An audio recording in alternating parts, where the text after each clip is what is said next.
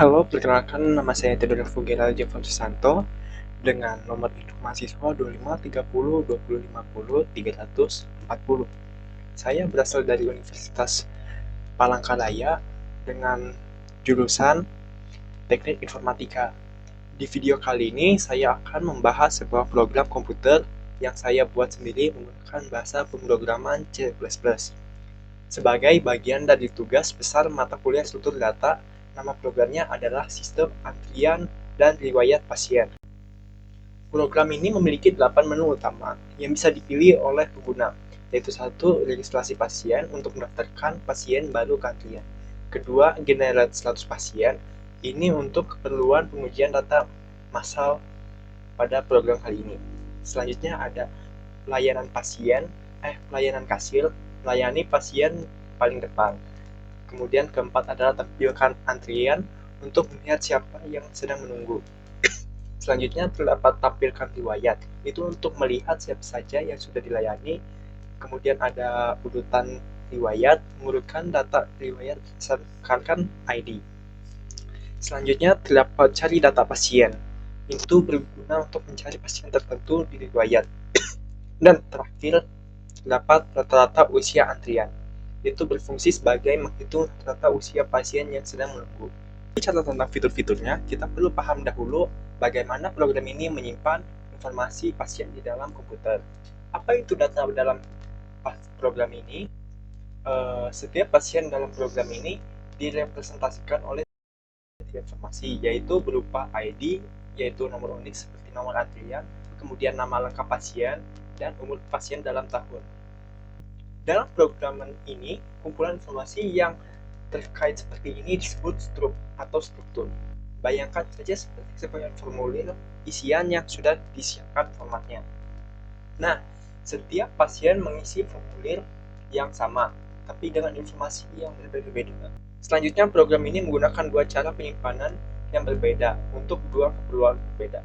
Yang pertama adalah penyimpanan linked list untuk antrian aktif, dan kedua yaitu array untuk riwayat. Dua struktur penyimpanan yang berbeda ini dipilih bukan tanpa alasan. Masing-masing memiliki keunggulan yang sesuai dengan peran yang dimainkan. Pertama, antrian aktif pasien dikelola menggunakan sistem linked list yang bisa dibayangkan seperti rangkaian kereta. Setiap gerbong atau disebut dengan node membawa dua hal, identitas pasien yang berisikan ID, nama, dan usia, kemudian dan pengait atau pointer untuk menyambung ke gerbong atau node di belakangnya. Kemudian, program memiliki dua penanda khusus, yaitu cron yang menjaga gerbong atau node paling depan untuk melayani pasien turun di loket, dan rare untuk menjaga gerbong atau node paling belakang untuk menyambungkan pasien yang baru datang. Keuntungan linked list adalah ia fleksibel, bisa memanjang atau memendek sesuai kebutuhan, tanpa perlu memutuskan dari awal mau berapa panjang antrian seperti antrian nyata di apotek. Sementara itu, data pasien yang sudah selesai dilayani disimpan dalam array, sebuah struktur yang lebih sederhana. Bayangkan seperti ingat buku dengan nomor slot yang sudah ditentukan, slot 1, slot 2, slot 3, dan seterusnya. Array sangat cocok untuk bagian riwayat karena sifatnya seperti buku catatan permanen. Pasien yang sudah selesai dilayani, datanya akan langsung ditulis di sana dan tidak akan berubah lagi. Keunggulannya, karena semua data tercatat rapi di baris dan nomor, halamannya pasti, dan juga kita bisa mencari data pasien lama dengan sangat cepat di kemudian hari. Ketika program memilih menu registrasi pasien, program akan meminta 3 informasi: nomor ID pasien, nama pasien, dan usia pasien. Setelah semua informasi diisi, pasien tersebut akan masuk ke posisi paling belakang antrian, persis seperti orang yang baru datang ke apotek dan langsung berdiri di ujung antrian.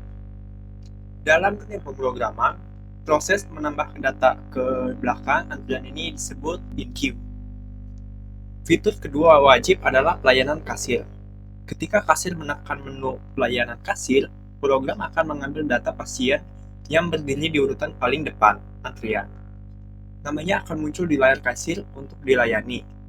Sebelum pasien ini pulang, datanya disalin dan dimasukkan ke dalam buku catatan riwayat. Disinilah data berpindah dari yang tadinya masih mengantre sekarang resmi terdaftar sebagai mantan pasien yang sudah selesai dilayani.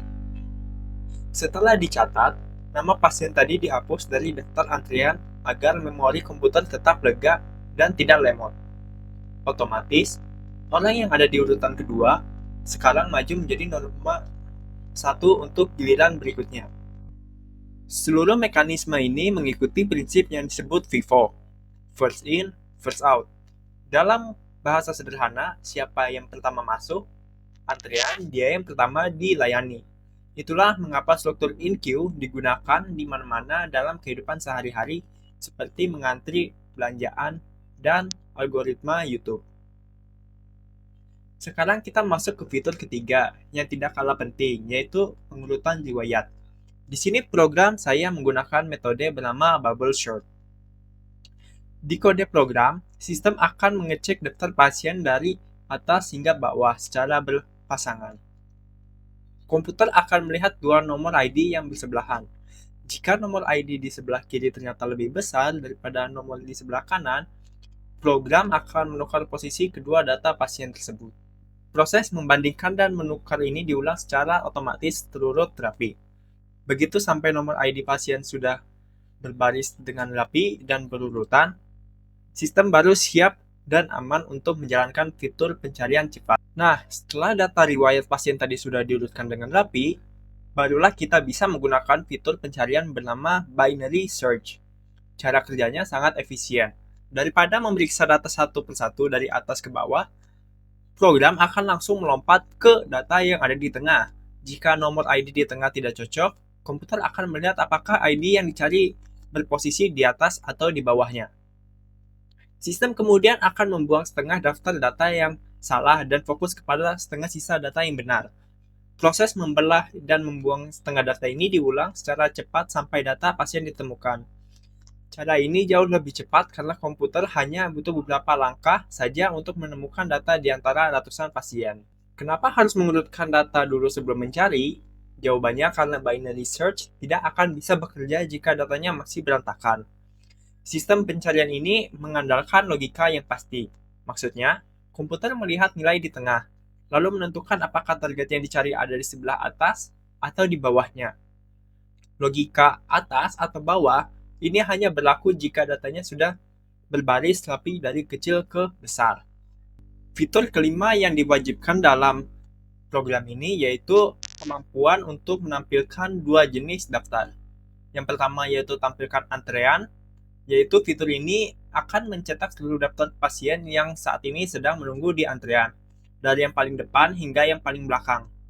Program melakukannya dengan cara berjalan menyusuri rantai linked list dari awal sampai akhir, menampilkan data setiap node yang ditemui. Kemudian terdapat fitur tampilkan riwayat. Tugas dari fitur ini sangatlah simpel, yaitu mencetak semua data pasien yang sudah selesai dilayani dan sudah tersimpan di dalam catatan riwayat. Dan sekarang kita sampai di bagian terakhir dari program ini, yaitu fitur bonus yang secara teknis menurut saya yang paling menarik. Menghitung rata-rata usia pasien yang sedang berada di antrean, menggunakan teknik pemrograman yang disebut rekursi. Apa itu rekursi? Rekursi sendiri adalah sebuah teknik di mana program akan memanggil dan mengulang dirinya sendiri untuk memecahkan sebuah hitungan besar menjadi bagian yang kecil-kecil sampai tuntas. Cara hitungnya unik dan otomatis. Pertama, program akan melihat pasien pertama di antrian. Lalu fungsi ini akan bertanya barisan di belakangnya untuk meminta total usia mereka.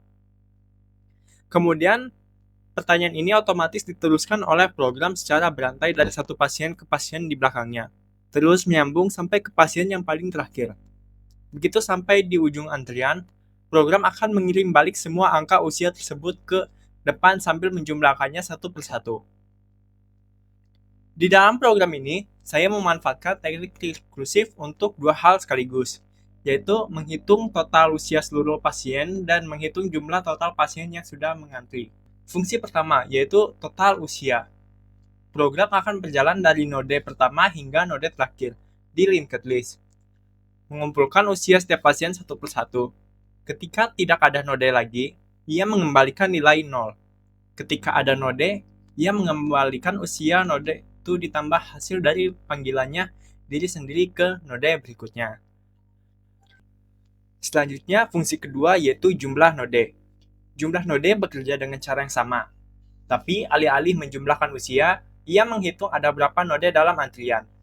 Setelah semua angka usia tadi selesai dijumlahkan, fungsi rata-rata usia di dalam program akan langsung membagi hasil total usia tersebut dengan jumlah seluruh pasien yang ada di dalam antrian.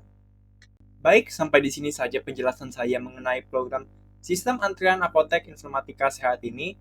Melalui program ini, saya belajar bahwa konsep-konsep di mata kuliah struktur data seperti linked list, in-queue sorting, dan searching ternyata punya hubungan yang sangat erat dengan kebutuhan nyata di kehidupan sehari-hari. Bahkan untuk hal sederhana mengatur antrian di apotek. Sekian untuk video kali ini. Bye.